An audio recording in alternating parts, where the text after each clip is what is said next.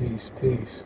This is Agula Ra, and today I just wanted, to chime in and do a video talking about one of the Lowas, Baron Samedi, um, and working with Baron Samedi. Um, you know, earlier in my spiritual, awakening, I had, I was been studying on, the Orishas, studying on, dealing with the Loas.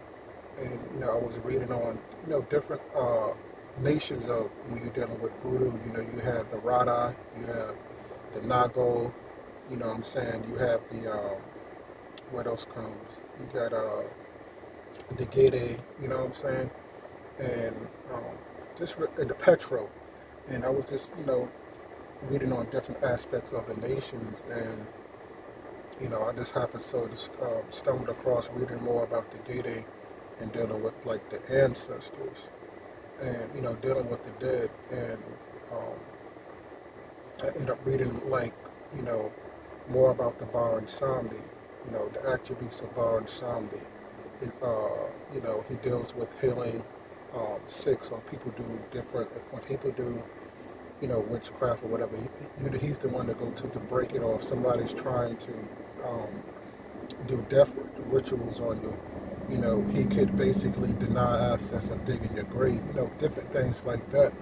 But also, he actually helps you with necromancy or dealing with the dead, or more so dealing with your ancestors. And I was just, reading a lot about it, and at that time, um, this is when I was like, kind of like just getting into um, the spirituality and just learning at this time. Just going through the process of learning books and getting as much information I could on dealing with the voodoo aspect of spirituality. So from there, um, at this time, because I was kind of afraid at that time, like what, like they say, you don't choose the Lord choose you, and it's more so ancestral bloodline ties when you're dealing with the aspect of voodoo. That was my what I've been told, and different people that I talked to, told me the same thing. So um, at this time, I was learning a little bit about building your altars, having the four elements to building an altar and things like that. So from there, um, reading about them, after a while, I got so fascinated about dealing with the ancestry, the Gede, and dealing with Baron. Um, I went out to get a top hat and I started smoking cigars. And um, and at this time, a lot of family members was trying to find out what was going on with me, because they was like, okay, you was in Christianity, and now this is something different. What's what I'm saying? Because normally in this day and time, you don't really see a lot of people wear top hats, and that was kind of like my attire all the time. I wear top hat, all black, and at that time, I didn't realize the more I was wearing the top hat, the more I was smoking cigars, drinking different types of rum, um, watching, zombie movies. I was actually pulling that Baron Samedi, Baron Samedi energy towards me. Um, and after a while, how I knew that I was connecting with the Baron Samedi's energy, uh, when I used to go to dream at night, I started having dreams about the dead, dreams about a lot of family members that had passed on, and we used to communicate it and talk. And every time that when I was in that aspect of the dream world, meeting different family members, I noticed that I always was wearing all black, and I was always smoking a cigar, and I was doing a lot of healing work, um, particularly going to like a lot of Caribbean islands doing spiritual work. And by that time, now this is time I had really no knowledge of a Mambo or a Hugin at that time to to clarify the energies that was actually being close to me, you know. Um,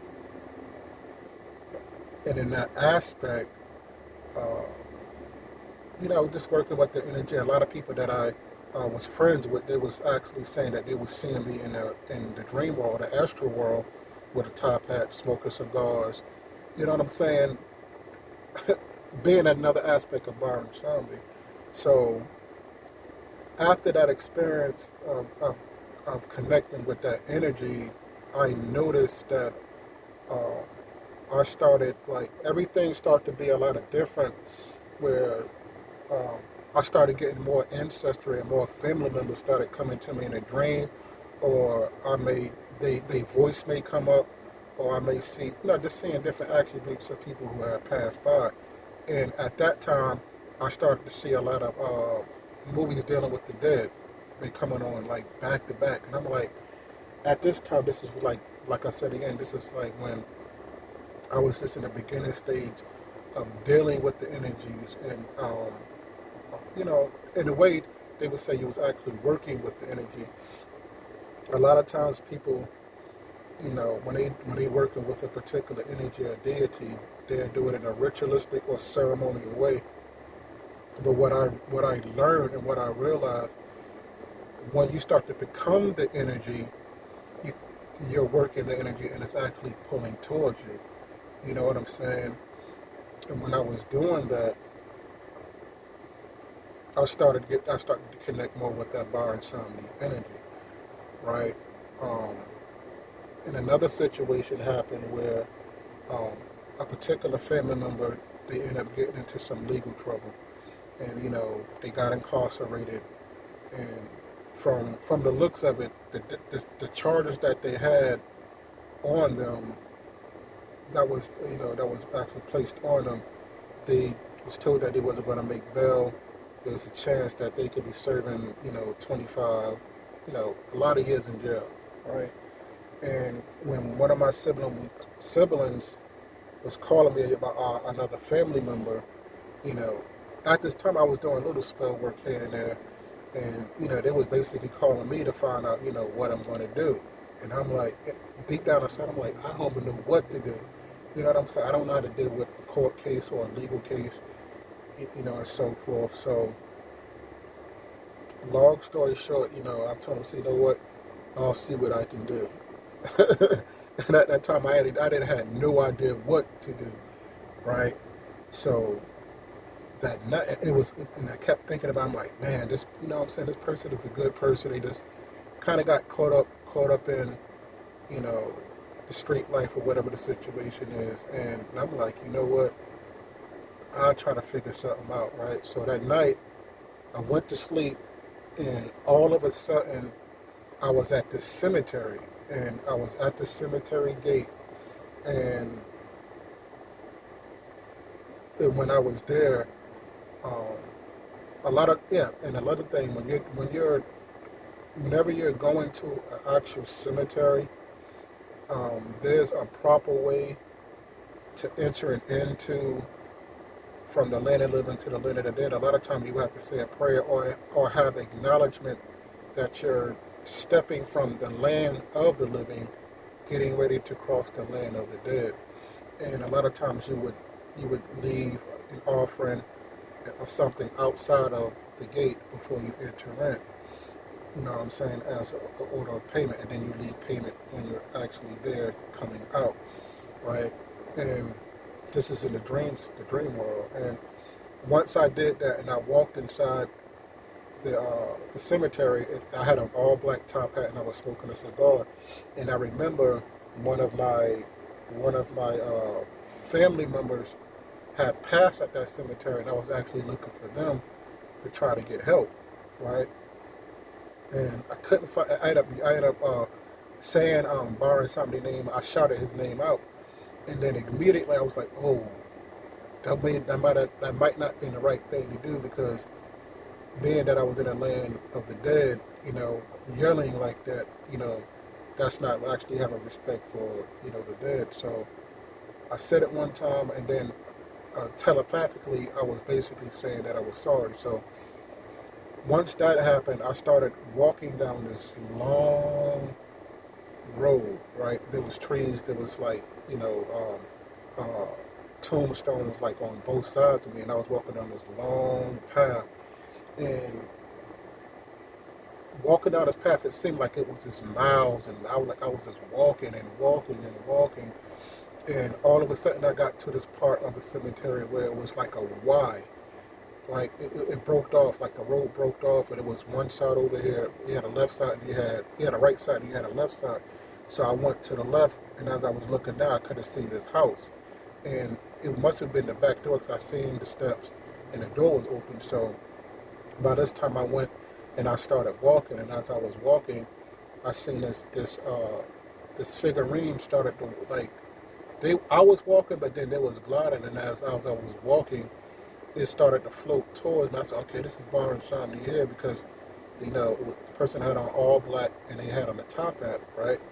But as they gotten closer, um, this image that I seen actually had a veil over his face, and I was like, no, that's not Byron because it's a female, right? And at that time, I didn't realize. Now that I know now, that was actually Mama Brigitte. So I began to keep walking, and through my peripheral, she just walked past. She was looking at me. She kept going, right? So by this time, I ended up getting to the steps. I ended up walking inside the back door, and I seen this man figure had an all black top hat, but it was a skeleton face, and he was working on a pallet on a gas stove. And for some reason, I didn't even have to explain the situation. The only thing I knew when I was smoking a cigar, he looked at me straight in my eyes. I'm like, "You ain't get me a cigar?" And then how he said it in a humorous way, but then he said it. He was serious. So from him doing that, I was like, you know what? I apologize. Once I wake up, I have, I'm really coming to you for a situation for somebody, they got in some trouble and I need your help. And I said, you know what, once I get out this dream state, the offers that I need to give to you, I'm going to give it to you. You have my word. And I went and hit my chest 3 times. After that, he nodded his head. But before that, what I do know, when you're working with any particular spirits in the dream world, all the spirits, they're going to do a scan. They're going to do a body scan, and basically, when they look at you and they looking at you, like piercing through you, they're actually scanning your heart. You know what I'm saying? Your attention. And he did a body scan, and then he went and nodded his head. So after that situation, I woke up. At this time, I was like, there's no way that I actually had a dream about Baron Samedi at this time. I'm like, no, this didn't happen. And the spirit was like, yeah, this did happen. I'm like, no, this didn't happen. The spirit was like, yeah, it did happen. So by this time, I can't remember if the court hearing was that particular time that I woke up out of the dream or it was the next day. But what I do remember, I was like, you know what? I told Baron Samedi that I'm going to do this particular offering for him. I told him he had my word. I'm going to do it, right? So by this time, I went to the store and I got all the items and I got in my car getting ready to go ahead. But when I went to the store and I came out, I noticed that all of a sudden the clouds was just dark. I've never seen that darkness of a cloud ever in my life, right? The sun wasn't out. It was just it was like a storm was coming. You know what I'm saying? It was like this tornado or some type of tropical storm was coming, right?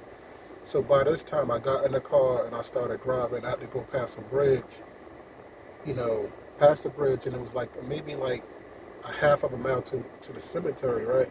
So by this time, while I'm driving, the next thing you know, the sky cracked and it just started pouring down rain. I mean, the rain was so severe to where you could have had your windshield wipers on full blast and you still couldn't see. Everybody, when I was on the road, everybody had on these hazard lights, and some people was even pulling over. So by this time I got like discouraged. I'm like, you know what? I'm not gonna be able to do this again. I'm gonna have to wait until the next day.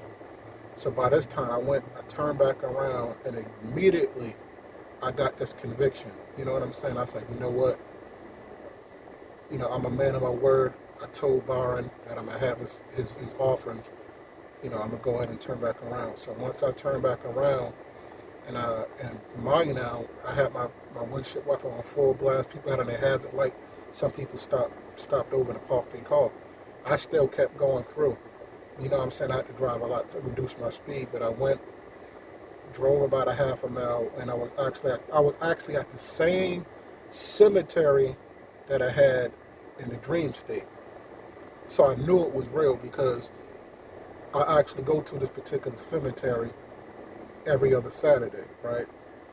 So I parked my car in front of the gate, and not beside the gate, and it was still pouring down rain. So I was like, you know what? Let me give it a few minutes, and let's just see if the rain want to, slow down. So I was asking Spirit, uh, let the rain slow down. So maybe about 5 minutes into it, the rain started slowing down where it was manageable to walk and handle what you needed to do. So once I got up my car and had all my items, I stood in front of the cemetery gate, did the same exact prayers, um, basically letting know that I'm getting ready to cross from the land of the living to the land of the dead, right?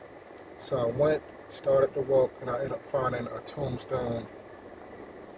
And I actually, I had the cigar, had the different items that I need to give to Byron. And at this time, when I went there, I kind of reiterate to Byron, like, look, a family member got into some legal problems, and, they're a good person, but I asked for favor.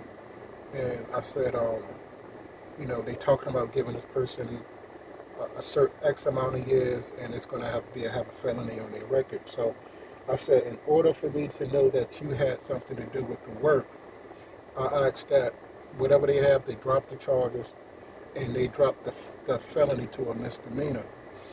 And then immediately after he said that, it was like, okay. After that, I went went to my car and I went home, right? So I can't remember if it was that same day that they had to go to the court hearing, or if it was the next day. But anyway, after that, I got a phone call from one of my family members, and it was like, "Yo, you're not gonna believe this." I said, "Well, what happened?" We went to the court hearing, and when we went there, to represent, our, our family member or whatever, they said that when they went there, it was a black judge. The black judge she had on all black. She had long dreads, and when they called that particular family member to appear at the hearing, they said that the judge was looking in the crowd. She seen them. She said she looked at them, nodded her head, and winked her eye. And it was like, I said, she said, I couldn't even believe what I just seen.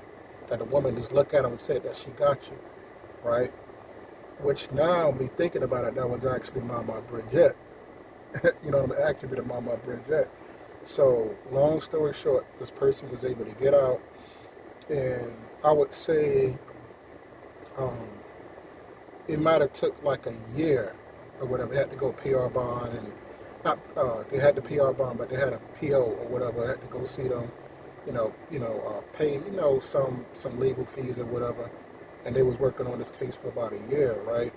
So, um, long story short, when they was talking to, and they kept pushing this person, court case back and back. So after a while, they lawyer called them and told them that they drop all the charges, and the charges that they had, which was actually a felony, they drop it down to a misdemeanor, which let me know that Baron Samedi actually worked that case out. So um, that's kind of like my experience of working with the Baron Samedi. Um, he deals, and at that time and then later on, once later on, years later, I come to find out that I actually walk with Baron Samedi and another attribute of Baron Samedi. So, and when I come to think about it, even when I was younger, when I used to watch wrestling, and my favorite wrestler was The Undertaker, and it's like I always was just fascinated with, you know, the movement, how the Undertaker used to come, all the lights used to come off, and he used to just almost look like he's just God, and everybody just quiet. You know what I'm saying? Like this cold, bone chilling quietness just come across the screen. Even the people that used to actually uh, watch him as he enter in the ring, but also, I look at it that Byron Samedi been watching me, been calling me for all these years, but being that I was in a religious upbringing, there was kind of like a separation. But even going back to the Undertaker, evidently, evidently the Undertaker had to have some type of blessings to play that role for all these years. I think like like 30 years. So just thinking about that, that was actually an aspect of Byron Sean. Like, out of wrestler, that was one of my favorite wrestlers ever. Even to this day, The Undertaker has always been my favorite wrestler. You know what I'm saying? Which, now that I'm older and now that I know that where the connection actually lies, that was actually Byron Sean all along. And, but a lot of times when you're working with the spirit of Byron Samedi, um, he actually helps you dealing with uh, um, eliminating something that needs to be buried. You know what I'm saying? Or dealing with necromancy, dealing with ancestry. You know what I'm saying? Working with the dead. You know what I'm saying? Communicating with the dead. The gated. You know what I'm saying? He also was a healer. A lot of the stuff you can actually research. There's a plethora of information about him, but for me, that's my experience of actually dealing with Baron Samedi. But again, a lot of times, I don't know if it's with other people, but if anybody else who ever worked with the Baron Samedi, they know a lot of times when you end up calling or speaking his name, he tends to pop up. And the way that he will actually pop up, it would either be you could be driving and you may be passing a church and it's a funeral. You may see a hearse, or you may see a person with on suit and tie wearing a top hat.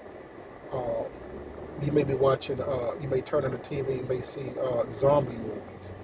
You know what I'm saying? That's another attribute. Or you may go to the store and he's passing a snack out and you see the planter's nuts. You know what I'm saying? With the top hat and the cane. There's so many different attributes of Baron Samedi when his presence is around. I know for me, a lot of times, being that I'm doing this video, I know he's going to pop up. You know what I'm saying? For me, personally, as a person who do work with an aspect of the Baron,